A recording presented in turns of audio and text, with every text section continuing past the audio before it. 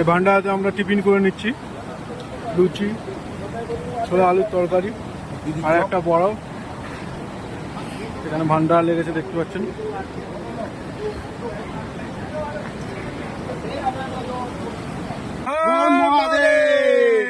জয় কৈলাস শিকার মহাদেব কি জয় বলে। জয় বলে।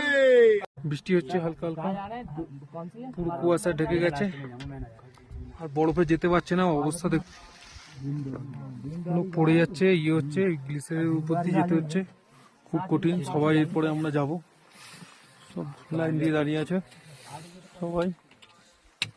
খুব কঠিন যাত্রা,